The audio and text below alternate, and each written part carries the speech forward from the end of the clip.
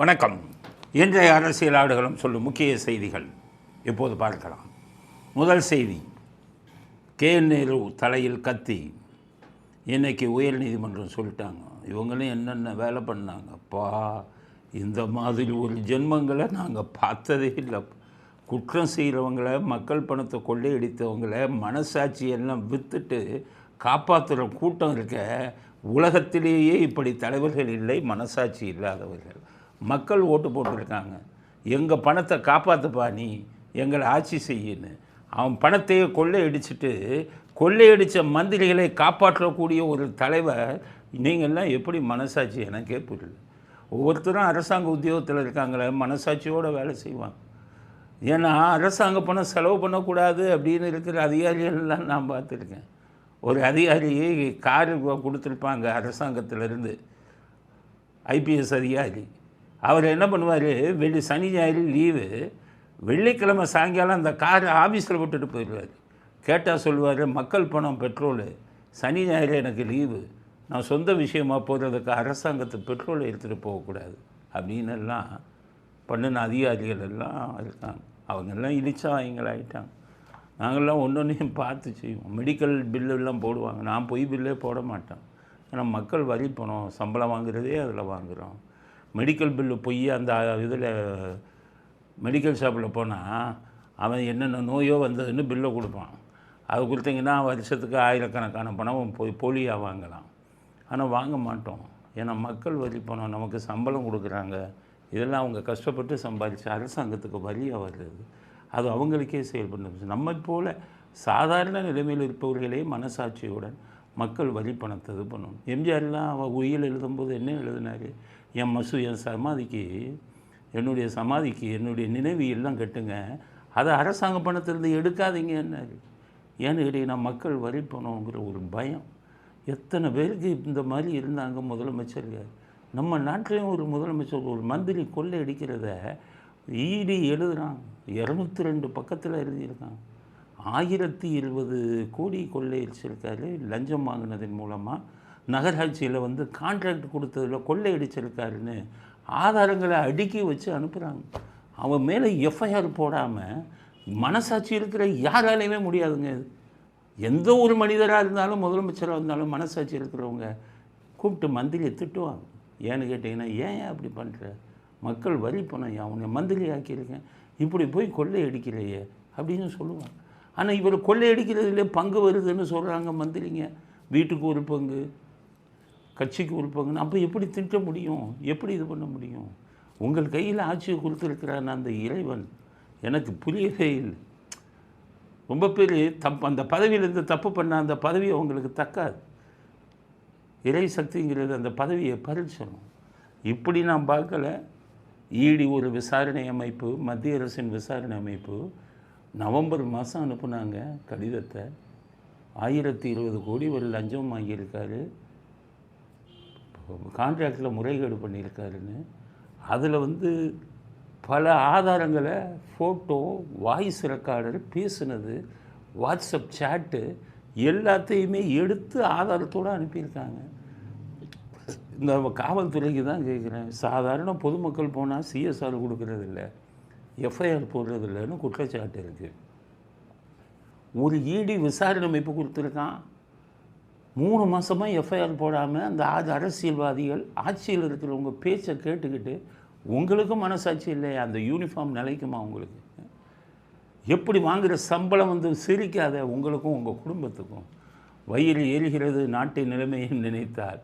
ED அவ்வளவு நாள் அனுப்பி கடைசி ஈடி பாருங்கள், அவன் போய் கேஸை போடல.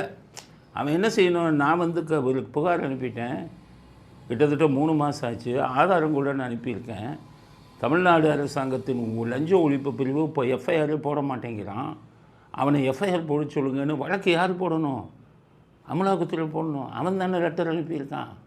அதிமுகவை சேர்ந்த இன்பதுரை ஒரு எம்பி நினைக்கிறேன், அவர் தான் இந்த வழக்கை போட்டிருக்காரு. இப்போ அவர் இந்த வழக்கை போடலைன்னா ஈடி விட்டுருப்பான் பேருக்கு போட்டு. ஆக அவர் இந்த வழக்கை உயர்நீதிமன்றத்தில் போட்டார். உயர்நீதிமன்றம் என்ன கேட்டாங்கன்னா, லஞ்ச ஒழிப்புத்துறையை கூப்பிட்டு, என்னப்பா இவ்வளோ ஆதாரத்தோடு கொடுத்துருக்காங்க, ஏன் என்ன எஃப்ஐஆர் பதிவு செய்யலைன்னு கேட்டிருக்கான்.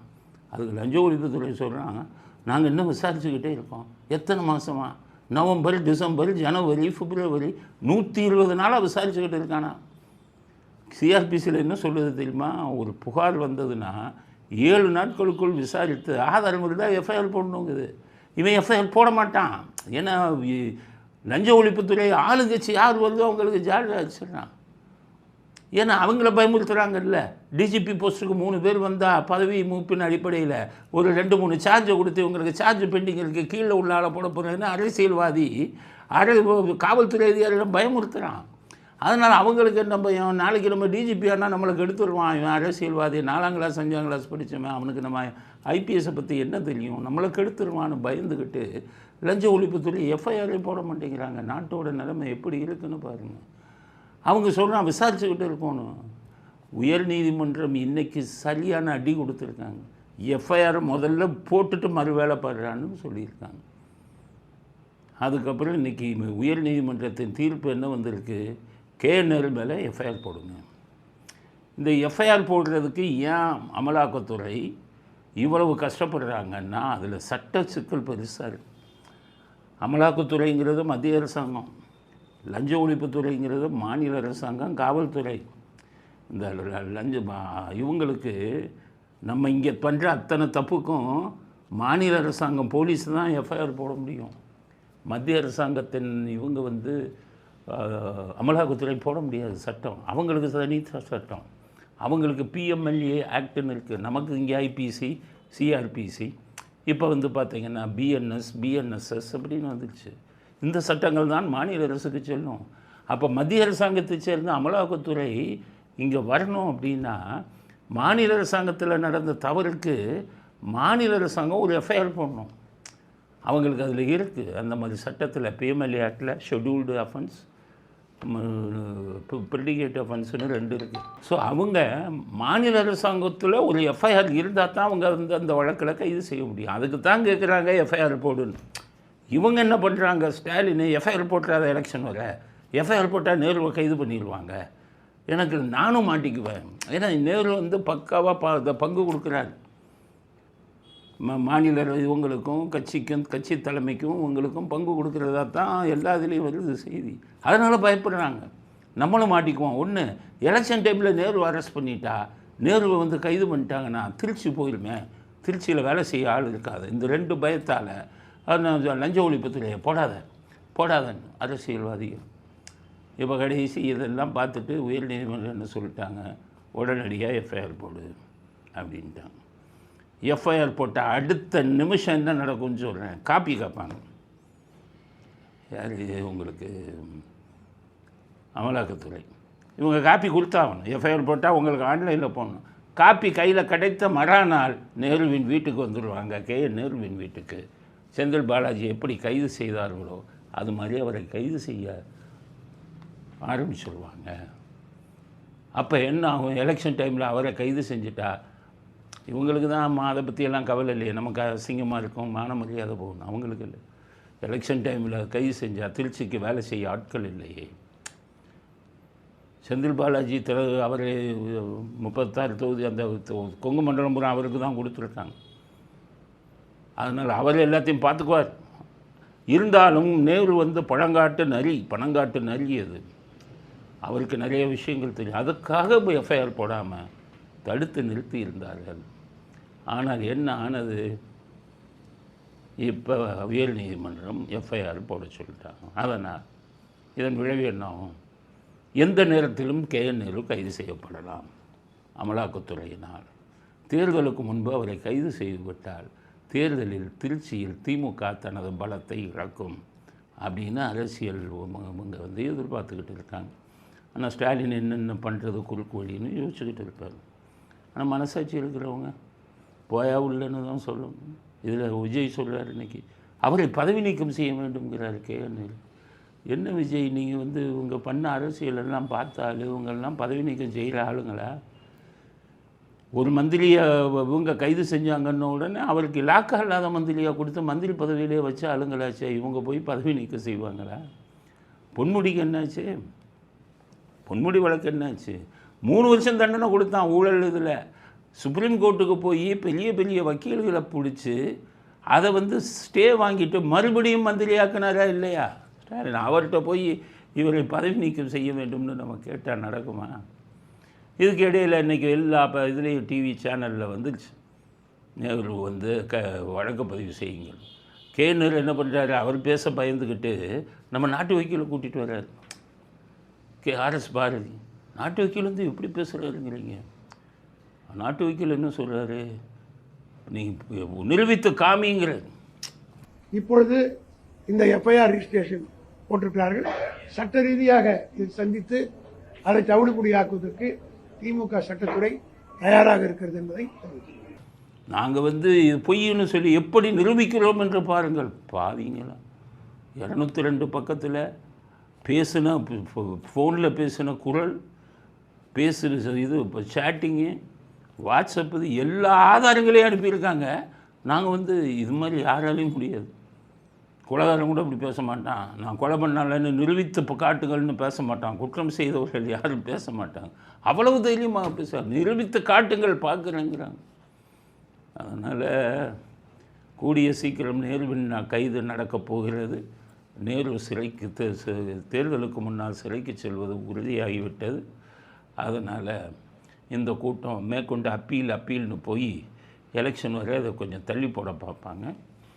இடி தான் சொல்லல, வழக்கே போடல, ஏதோ ஏடிஎம்காரன் போட்ட வழக்குனால அவங்க என்ன பண்ணுறாங்க அப்படிங்கிறத நம்ம இன்னும் பொறுத்திருந்து தான் பார்க்கணும்.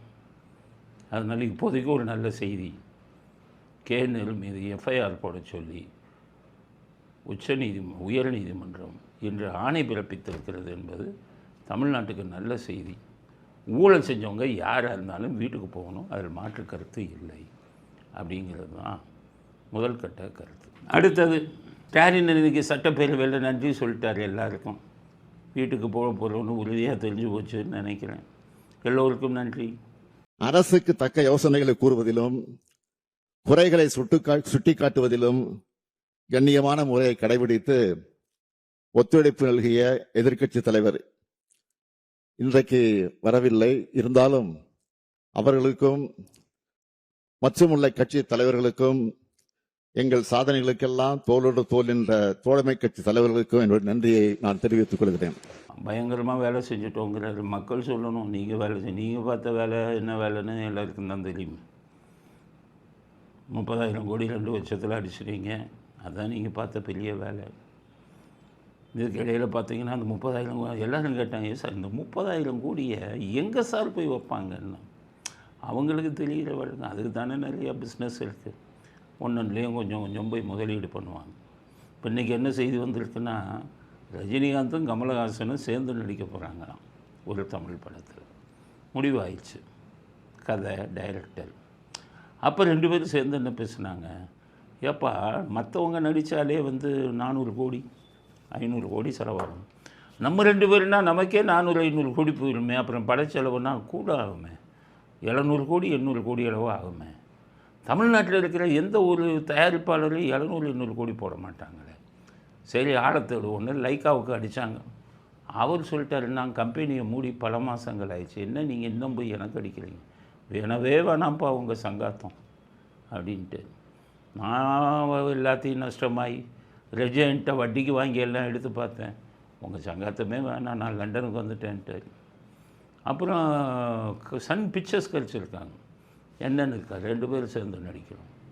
எவ்வளவு இது, 700 கோடியிலேருந்து 800 கோடி, எங்கள் 2 பேர்த்துக்கே 500 கோடி வந்துடும் அப்படின்னு அவர் சொல்லியிருக்காரு. 300-400 கோடியை தாண்டுற மாதிரி இல்லைண்ணா, ஜெயிலரை 400 கோடி செலவு பண்ணேன், 600 கோடி வந்தது, அதுவே பெரிய அதிசயம். அண்ணாத்தையில் ஃபுல்லாக நஷ்டமாகி போச்சு. அதனால் 300-400 கோடிக்கு மேலே இருந்தால் என்கிட்ட வராதிங்கன்ட்டான். அப்போ யாரை தான் போய் பிடிக்கிறது?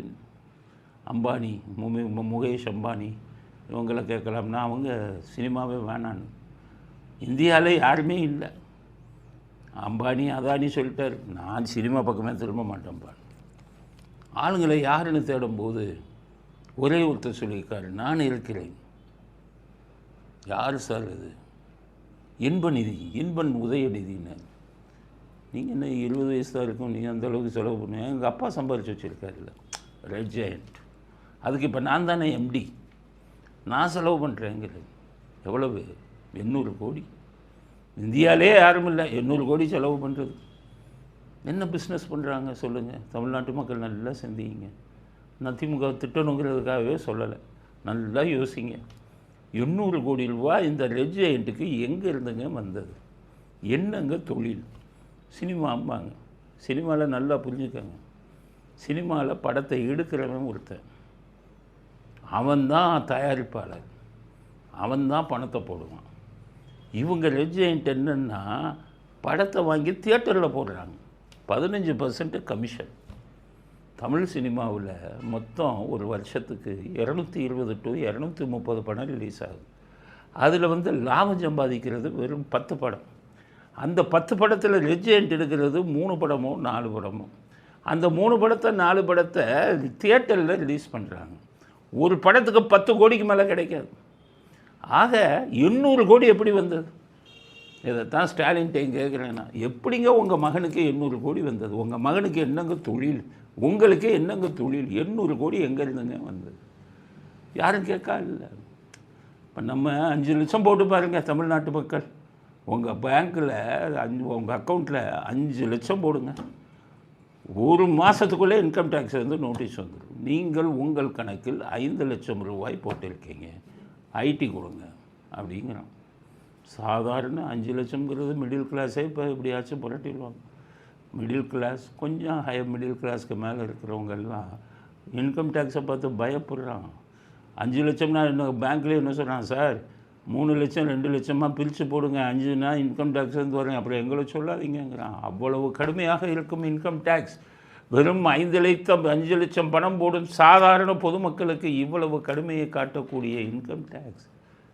உதயநிதிக்கு 800 கோடி போட்டு பணம் எடுக்கிறாங்கன்னா சோர்ஸ் கேட்டிங்களா? உங்கள் பிஎம்எல்ஏ ஆக்ட் எங்கே போச்சு? அவர் துணை முதலமைச்சர் தானே, எதுலேருந்து சம்பாதிச்சார்? மக்கள் பணத்திலிருந்து சம்பாதிச்சாரா? 21 வயசான இன்ப நிதி வந்துக்கிட்டு இத்தனை படத்துக்கு அவருக்கு எங்கேருந்து பணம் வந்தது?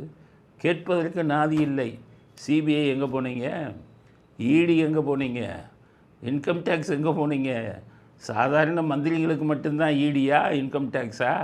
ஸ்டாலின் அவர்களும் உதயநிதி ஸ்டாலின் அவர்கள் குடும்பத்துக்கு இடி இன்கம் டேக்ஸ் எல்லாம் இல்லையா? இப்படி நடந்து கொண்டு இருக்கிறது நாட்டில். இதுதான் அவர் செய்த சாதனை. நன்றி சொல்கிறாரு. எதை சாதித்தோம் என்று நன்றி சொல்கிறீங்க? இந்த மாதிரி குற்றச்சாட்டுகளுக்கு உங்களுடைய பதில் என்ன? அவர் சொல்கிறார், என்னை தேர்ந்தெடுத்த கொளத்தூர் தொகுதி மக்களுக்கு நன்றி. மனசாட்சியை தொட்டு சொல்லுங்கள், உங்களை கொளத்தூர் மக்களாக தேர்ந்தெடுத்தாங்க. இந்த சாரில் 1,02,000 1,03,000 போலி ஓட்டு கொளத்தூரில் இருந்தது அப்படின்னு சொல்லி நீக்கியிருக்காங்களே, அந்த ஓட்டெல்லாம் நீங்கள் ஆள் வச்சு போடலையா? அந்த ஓட்டு இல்லைன்னா நீங்கள் கொளத்தூரில் ஜெயிச்சிருக்க முடியுமா? அப்போ நீங்கள் நன்றி சொல்ல வேண்டியது யாருக்கு? அந்த போலி ஓட்டுகளுக்கு தான். இப்போ நீங்கள் இப்போ அடுத்த தேர்தலில் அதே கொளத்தூரில் நிற்கிறதுக்கு உங்களுக்கு தைரியம் இருக்கா? 1,02,000 போனதுக்கப்புறம் இதே உதயநிதிக்கு 95 லட்சம் சேப்பாக்கில் போலி ஓட்டுக்கள்னு போச்சு, அதை வச்சு தானே ஜெயிச்சார். இப்போ அதே உதயநிதியை சேப்பாக்கில் நிற்க சொல்லுங்களேன் பார்ப்போம். ஆக ஒரு போலி அரசாங்கத்தை உருவாக்கி ஒரு தவறான ஒரு குறுக்கு வழியில் ஆட்சியை பிடிச்சி இருந்துட்டீங்க. இப்போ நன்றி சொல்கிறாரு. அவருக்கே நம்பிக்கை போயிடுச்சு, அடுத்து நம்ம பதவியில் இருக்க மாட்டோம். அவர் வெறும் அதிமுக பிஜேபி மட்டும் இவர்களுக்கு எதிரியாக இருந்தது, இவரை அசைச்சிருக்க முடியாது. என்னென்ன வேலை பண்ணுறாங்க பாருங்க. இன்றைக்கி ஓ பன்னீர்செல்வம் அவருக்கு ஒரு ஆதரவு எம்எல்ஏ, அவர் இன்றைக்கி சட்டசபையில் பேசுகிறார். எல்லாம் தூண்டி விட்டது இவர் தான் ஸ்டாலின். என்ன பேசுகிறாரு? எம்ஜிஆர் ஜெயலலிதா அவர்களின் ஆன்மாவின் ஆசியால் மீண்டும் முதலமைச்சராக ஸ்டாலின் வருவார். இதை விட அவர் ஓபிஎஸ்ஸோடைய ஆதரவு எம்எல்ஏ பேசுகிறார். எம்ஜிஆருடைய ஆசியான் வருகின்ற தேர்தலில் மீண்டும் வெற்றி பெற்று தமிழகத்தின் முதல்வராக நமது மாண்புமிகு தலைவர் மு.க. ஸ்டாலின் அவர்கள் வர வேண்டும் என்று புரட்சி தலைவர் எம்ஜிஆர் ஆசியோடும் புரட்சி தலைவி அம்மா ஆசியோடும் மீண்டும் மீண்டும் வர வேண்டும் என்று இந்த நேரத்தில் நான் அவர்களை வாழ்த்தி எங்கள் அண்ணன் ஓபிஎஸ் அவர்களின் வாழ்த்துக்களோடு நான் நன்றி கூறி எனது தொகுதி மக்களுக்கு நன்றி கூறி விடைபெறுகிறேன். நன்றி, வணக்கம். எம்ஜிஆருடைய ஆசி கருணாநிதி குடும்பத்துக்கு கிடைக்குமா? அவர் பட்ட கஷ்டங்கள் என்ன? இவங்களால் துன்பத்தை எவ்வளவு அனுபவிச்சார். அவர் இன்னும் 10 ஆண்டுகள் உயிர் வாழ்ந்திருப்பார் கருணாநிதி இல்லாமல் இருந்திருந்தார். டெய்லி ஒரு மனுஷனுக்கு டென்ஷன் கொடுத்தா என்ன ஆகும்? Daily tension. அதில் தான் சீக்கிரம் இருந்தார் 71 வயசில். அதனால் அவங்க எம்ஜிஆருடைய ஆத்மா இவங்களுக்கு ஆசி வழங்குமா ஸ்டாலினுக்கோ அவங்க குடும்பத்துக்கோ? பன்னீர்செல்வம் எம்எல்ஏ பேசுகிறாரு. அதுவும் ஜெயலலிதா அவங்களுடைய ஆசையாளுங்கிறாரு. அவங்க சேலையத்தானே பிடிச்சி இழுத்து வச்சிருந்த கூட்டம் இழுத்துட்டு வேடிக்கை பார்த்ததை கைகொட்டி சிரித்தது. என் ஜெயலலிதாவுடைய ஆத்மா இவங்களுக்கு எப்படி இது வரும்? ஆக அதிமுகவை எம்எல்ஏக்களை கெடுத்து குட்டிச்சவராகிட்டார். இன்றைக்கி ஓபிஎஸ் ஆதரவு எம்எல்ஏ எப்படி பேசிட்டார். இதுக்கிடையில் வேடிக்கை என்ன? ஓபிஎஸ்ஸே திமுகவில் போய் சேர போகிறாராம். இன்றைக்கி ஓபிஎஸ் அவரும் அவர் பையனும் போய் ஸ்டாலினை பார்த்துருக்காங்க. வெளியில் என்ன பேசுகிறார் ஓபிஎஸ்? மீண்டும் ஸ்டாலின் தான் ஆட்சிக்கு வருவார், 5 ஆண்டுகளில் பல சாதனைகள் செய்து விட்டார், மீண்டும் ஆட்சிக்கு வருவார் அப்படின்ட்டார். இன்றைக்கு இருக்கின்ற அரசியல் சூழ்நிலை, கடந்த 5 ஆண்டு கால ஆட்சியினுடைய நிலை, அவர்கள் இந்த நாட்டுக்கு செய்த அந்த சாதனைகள் இவையெல்லாம் மக்களுடைய மனதில் ஆழமாக பதிந்திருக்கிறது. மீண்டும் ஆட்சிக்கு வரக்கூடிய வாய்ப்பு திராவிட முன்னேற்ற கழகத்துக்கு இருக்குது. அப்போ ஓபிஎஸும் அந்த பக்கம் போகிறாங்க. சாதாரணமாக நல்லா யோசிங்க. அதிமுக பிஜேபி கூட்டணி மட்டும் இருந்திருந்தால் குறுக்கு வழி என்னென்ன இது இருக்கோ, மோசடி இருக்கோ, அவ்வளவும் பண்ணி ஜெயிச்சிருப்பாங்க. அவங்களையும் காலி பண்ணிட்டார். சசிகலா வந்த பக்கம் இதை கட்சி இது கூட்டத்தை நடத்த சொல்லி ஓட்டை பிரிக்க சொல்லிட்டாரு. இந்த பக்கம் ஓபிஎஸ் இங்கே போகிறார், உறுதியாயிடுச்சு. இதுக்கு இடையில் பண்ருட்டி ராமச்சந்திரன் ஒருத்தர் இருந்தார் பாவம். அவர் ஒரு கட்சி ஆரம்பிங்கன்ட்டார். அவர் இன்றைக்கி நான் தான் எம்ஜிஆர் ஏடிஎம் கேட்குறாரு. எம்ஜிஆர் இப்போ பாருங்களேன், கட்சி ஆரம்பிக்கிறவங்களுக்கெல்லாம் ஒரு இது இல்லை பாருங்கள். இன்றைக்கி கட்சி ஆரம்பித்து நாளைக்கு கொடியை காமிச்சிட்டு நான் தான் கட்சி ஆரம்பிச்சிட்டேன். எலெக்ஷன் கமிஷன் ஒன்று இருக்குது, அதில் கொடுத்து நீங்கள் பதிவு செய்து அவங்க பதிவு செஞ்சால் தான் அந்த கட்சியை செல்லும். இங்கே தமிழ்நாட்டில் வச்சுருக்கிற அத்தனை கட்சிகளும் பதிவே செய்யலை. எங்களுக்கெல்லாம் 3-4 வருஷம் ஆச்சு பதிவு கிடைக்கிறதுக்கு. அவ்வளோ விஷயங்களையும் பண்ணி ஒரு சட்டம் பூர்வமாக நடத்திக்கிட்டு இருக்கோம். ஆனால் இந்த நேற்று வந்தவங்கெல்லாம் ஒரு கொடியை காமிச்சிட்டு நான் ஒரு கட்சிங்கிறாங்க. இப்போ என்ன ஸ்டாலின் எதுவும் சீட்டு கொடுக்குறேன்னு சொல்லியிருக்காரா, இல்லை பணம் கொடுக்குறேன்னு சொல்லியிருக்காரான்னு தெரியலை, இல்லை விஜய் எதுவும் சீட்டு கொடுக்குறேன்னு சொல்லியிருக்காரான்னு தெரியலை. பண்ருட்டி ராமச்சந்திரனுக்கு அவர் ஒரு கட்சி ஆரம்பிச்சுக்கிட்டு அவரையாக அதிமுகவை சின்னாபின்னமாக்கும் வேலையில் ஸ்டாலின் இறங்கி இருக்கிறார். அதிமுக உறுப்பினர்களுக்கு சொன்னேன், உங்களுடைய கோபத்தை தேர்தலில் காமிங்க, இறங்கி வேலை செய்யுங்க. எந்த காரணத்தை கொண்டும் ஸ்டாலின் மீண்டும் ஆட்சிக்கு வரக்கூடாது. இவ்வளவையும் செஞ்சுட்டு திரும்பி ஆட்சிக்கு வந்தால் என்ன ஆகுறது? அதனால தான் நாங்கள் சொல்கிறோம், விஜயாவது நீங்களாவது ஜெயிங்க. யாருக்கு வாய்ப்பு இருக்கிறதோ அவங்களுக்கு தான் நாங்கள் ஆதரவு கொடுப்போம். இப்படி ஒரு ஆட்சியை இன்னும் வளரவிட்டால் நாட்டில் மனிதர்கள் இருக்க முடியாது. மனசாட்சி இல்லாதவர்கள் எல்லாம் ஆட்சிக்கு வந்தால் என்ன ஆகும்? வருங்காலமே அவ்வளோதான், சூனியமாகிவிடும். தமிழர் மணின்னு சொன்னார்ல, மீண்டும் திமுக ஆட்சிக்கு வந்தார் அடுத்த கணமே தமிழ்நாடு சுடுகாடாகி விடும்னார்ல, சுடுகாடோட மோசமாக போயிடுச்சு. எல்லாத்தையும் இது பண்ணி விட்டாங்க. அதனால தான் இப்போ ஊரையும் உடைச்சிட்டாங்க, ஓபிஎஸ்ஸையும். அந்த தேமுதிக கதை இப்போ திமுகலேயே மிகப்பெரிய எதிர்ப்பு வந்துருச்சு ஸ்டாலினுக்கு. எல்லோரும் பெரிய முக்கியமான தலைவர்கள் கூட பேசுகிறது என்னென்னா, அதெல்லாம் ஒரு கட்சின்னு சொல்லி ஒரு ராஜ்யசபா எம்பி எத்தனை சீட்டு, 7 சீட்டு, ஒரு சீட்டுக்கு 40 கோடி 50 கோடின்னு கேட்குறாங்கன்னா இவங்க எத்தனை கோடி கொடுத்தாங்கன்னு தெரியல. இதில் இவங்க படுகோபமாக இருக்காங்க. யார் உங்களுக்கு ஒரு விடுதலை சிறுத்தைகள் கட்சி திருமாவளவன், மதிமுக 2 கம்யூனிஸ்டுகளும் படுகோபத்தில் இருக்காங்க. ஏன்னா பங்கை பூரா இவங்க வாங்கிட்டு போயிட்டாங்க. 2016 பங்கு பிரித்தாங்க இவங்க 4 பேரும் சேர்ந்து. சசிகலாட்ட பணத்தை வாங்கி 4 பேரும் பங்கு போட்டுக்கிட்டாங்க. இப்போ அவங்கெல்லாம் என்ன வயிறு எறிகிறாங்களாம், ஐயோ போச்சே, அது எல்லா பணத்தையும் அந்தம்மா வாங்கிட்டு போயிடுச்சு, நமக்கு இவ்வளோ பணம் வராத, நம்ம கூடவே இருக்கிறவங்களுக்கு இவ்வளோ பணம் கிடைக்கலையே, நேற்று வந்தவங்க ஒரு சீட்டுக்கு இவ்வளோன்னு வாங்கிட்டு போகிறாங்களே, அப்படி என்ன இருக்குது அவங்ககிட்ட அப்படின்னு கேட்குறாங்க. ஏன்னா போன எலெக்ஷனில் 2021 சட்டமன்ற தேர்தலில் தேமுதிக டிடிவி தினகரனோடு சேர்ந்து அவங்களே 60 தொகுதியில் நின்னாங்க. வாங்கின ஓட்டு என்ன 0.4 ஓட்டு, 1% கூட இல்லை, 0.5%க்கும் குறைவாக, 0.5%க்கும் குறைவாக வாங்கினவங்களுக்கு இவ்வளோ பணம் கொடுத்துருக்கீங்கன்னா அப்போ எங்களுக்கு எவ்வளவுங்கிற மாதிரி அவங்க இப்போ கணக்கு கேட்க ஆரம்பிச்சிருக்காங்க. இதற்கு இடையில் இந்த காமெடியன் வடிவேலு அவர் புலம்புறாராம். அது விஜயகாந்தை திட்டு இவங்க தான் இனி ஏற்றி விட்டாங்க. நான் பேசும்போது கருணாநிதி அவர்கள் முதல் வரிசையிலேருந்து விழுந்து சிரித்தார் விஜயகாந்தை திட்டும்போது. இவங்களை நம்பித்தானே திட்டினேன். இப்போ அதே கட்சியில் போய் சேர்ந்துட்டு என்னைய பிரச்சாரம் பண்ண சொன்னால் நான் எப்படி போவேன்? நான் பிரச்சாரத்துக்கு போக மாட்டேன் அப்படின்னு அவர் வேறு கொடி பிடிக்கிறாராம். திமுகவில் இருக்க முக்கிய தலைவர்களுக்கெல்லாம் இவ்வளவு பணம் கொடுத்தாங்க, இவ்வளவு பண்ணி விட்டாங்க, இது தேவையா? உழைத்தவர்களுக்கு கிடைக்கலையே அப்படின்ட்டு எல்லாரும் எடப்பாடியை தான் திட்டுறாங்க. ஏன்னா எடப்பாடி தான் ஏலத்தொகையை ஏற்றி விட்டாரு அப்படிங்கிறாங்க. எடப்பாடி இதில் ரொம்ப கிளவராக ரொம்ப கெட்டிக்காரத்தனமாக பண்ணியிருக்காரு. எப்படின்னா இந்த தேமுதிகவை சேர்ந்தவங்க இவங்க பிரேமலதா ஒவ்வொரு கட்சியாக போய் அணுகியிருக்காங்க. எடப்பாடியை அணுகியிருக்காங்க. 10 சீட்டு, ஒரு சீட்டுக்கு 50 கோடி அப்படின்னு செய்தி இப்போ இதில் வந்துருக்கு. 50 கோடிங்கிறது இதில் வந்துருக்கு இன்டர்நெட்டில்.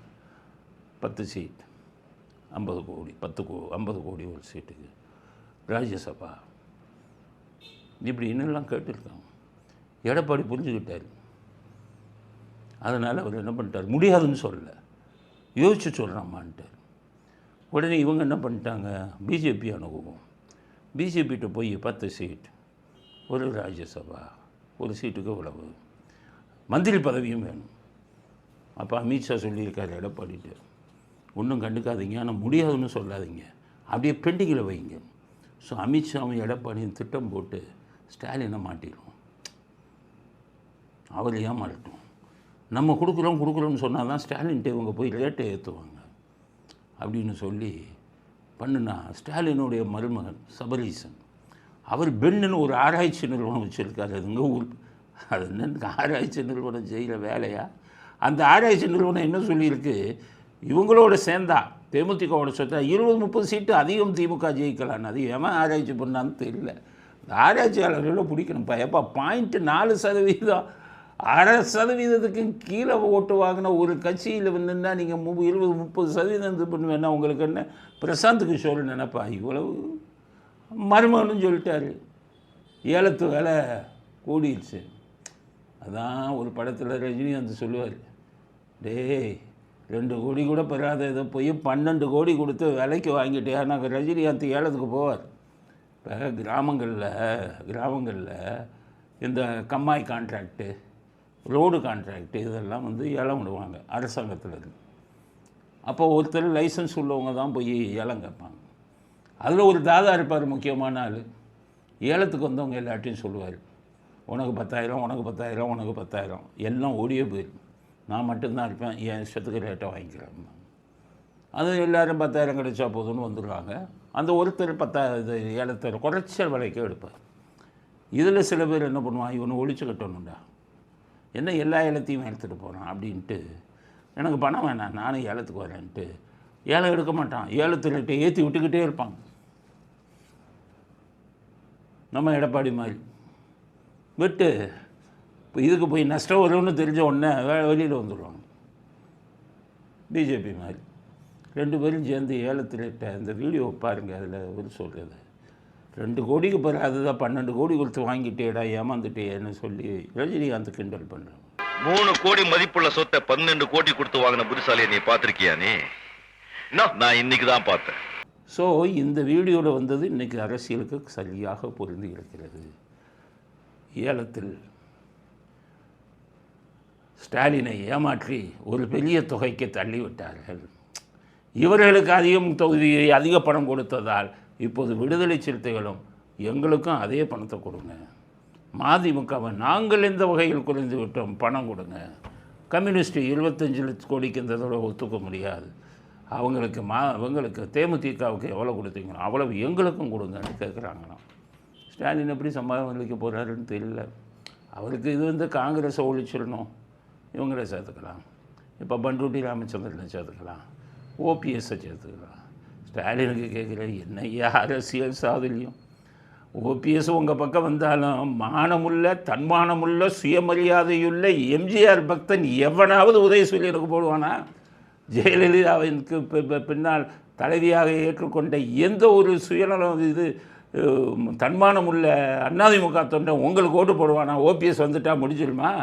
உங்களுக்கு சசிகலா வந்துட்டா? அதுக்கு சசிகலாவை தனியாக நிறுத்துனீங்க. உதயசூரியனுக்கு ஒருத்தம் போட மாட்டான் அதிமுகக்காரன். கனவு காங்காதீங்க. பண்ருட்டி ராம யாரை வேணாலும் கூப்பிடுங்க.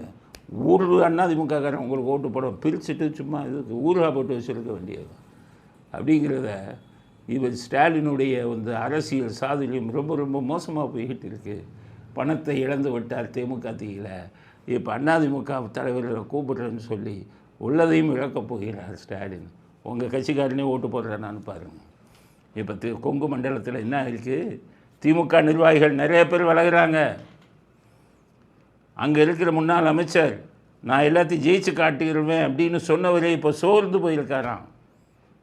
ஏன்னா அவர் ஜெயிக்கிறாருன்னா அவருக்கு வேண்டியவங்களை போட்டால் தானே ஜெயிப்பார். அவருக்கு வேண்டியவங்களை போட்டால் திமுககாரன் கோவிக்கிறான்.